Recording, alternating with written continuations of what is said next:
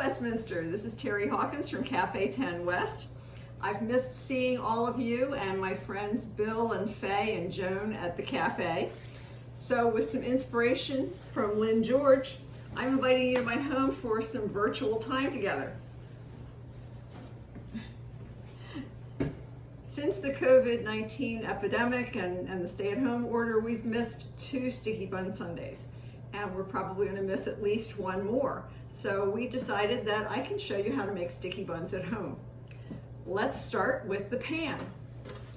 Any 9 by 13 pan will do. I like this Wilton pan, but if you're fancier, you can have a heavyweight pan or even a disposable 9 by 13 pan. I'm going to use the Wilton pan, and one important step is to prepare the pan with non-stick foil. Sticky buns are very sticky, and if you don't use the non-stick foil, you'll never get the ooey gooey goodness out of the bottom of your pan. So this is how I prep the pan. I open my foil, and I fold it over the back of the pan.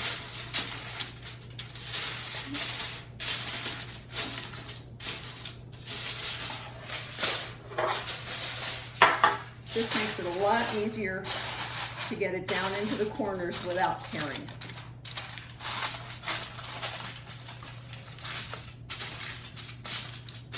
Okay, so the pan is ready. Now let's prepare the ingredients. So you'll need a bowl and a spoon, and we're going to start with a 1/4 cup of white sugar, 1/2 cup of brown sugar.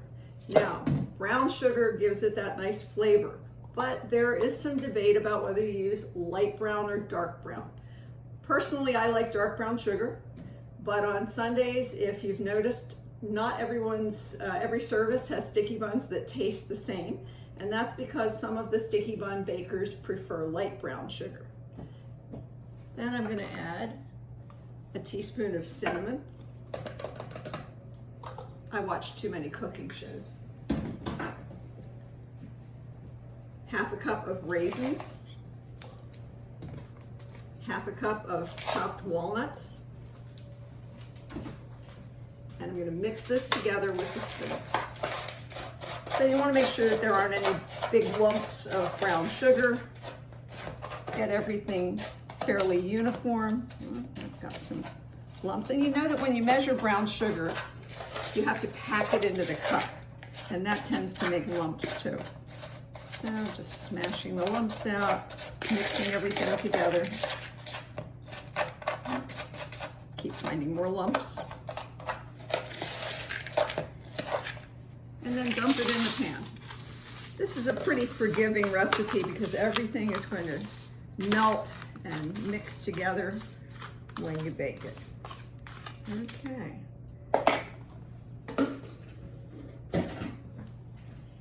Now I need to get the rolls. This is the secret to Westminster sticky buns. We use these frozen Rhodes dinner rolls. Don't use any of the other Rhodes rolls. It has to be this kind. I've already opened this because I made some buns in advance. These come in bags of 1 dozen, 2 dozen, 3 dozen, and 6 dozen. Wegmans usually sells the 6 dozen. I'm making 2 dozen rolls today. I'm assuming that your family isn't going to eat 6 dozen sticky buns. So now on top of the sugary mixture, I'm going to just arrange the rolls. And if you have kids at home, you can ask them to figure out how to arrange these. If you have 24 rolls, and you want to do 4 rows, how many should you have in each row? 4 by 6 arrangement. Now the next ingredient that we need is butter. Just plain salted butter, and we need to melt it.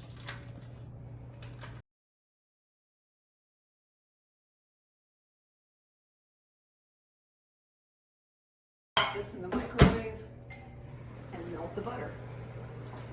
How long do we melt it for? Well, this is softened already, so I'm doing 30 seconds. I hope that works.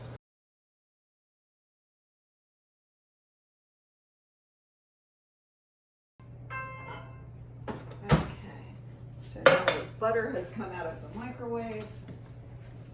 Get the spoon again and mix it up.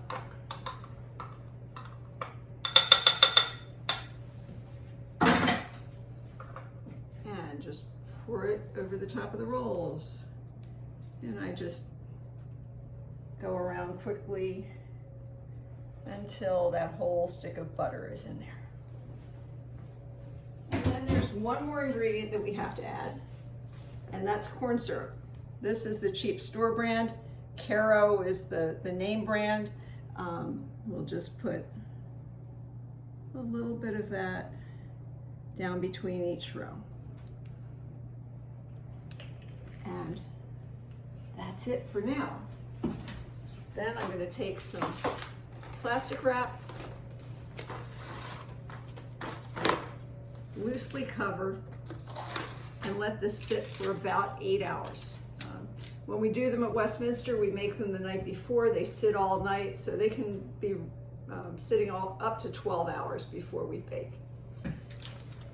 I've got, through the magic of video here, I've got some that have been rising. I think I made these about 7 hours ago. So these have risen, covered with the plastic wrap, and they're ready to go in the oven. Then I'm going to start the oven. It's a 350-degree oven. I'm going to start it for about 20 minutes and then check them to see if they're done.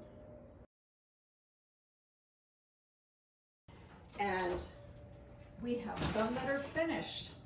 Now the timer went off, but I'm going to do the tap test. They look a little bit underdone.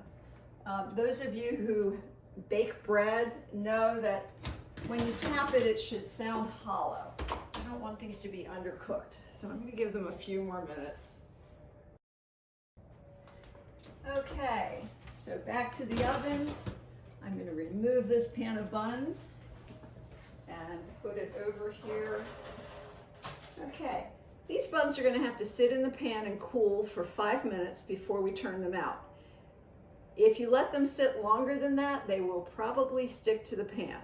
So I'm going to watch the timer and get back to you in 5 minutes. That was my timer. Have cooled for about 5 minutes. And now I'm going to turn them out. If you don't have a heat-proof counter, you'll want to turn it out onto something that you can put on a rack. And I am going to, I've never tried it this way. At church, we dump them right onto the stainless steel countertop. So I'm trying something new.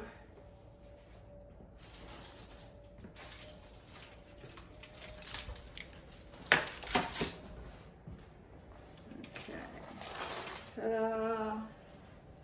Okay, so I pulled off the pan, and then because I used non-stick foil, I can pull back the foil and all the good stuff stays on the buns. Trust me, without the non-stick foil, you would lose out on so much. Okay, so these are going to have to sit a few more minutes before we start separating them. So I'll show you. We use 2 forks and get in here between the buns.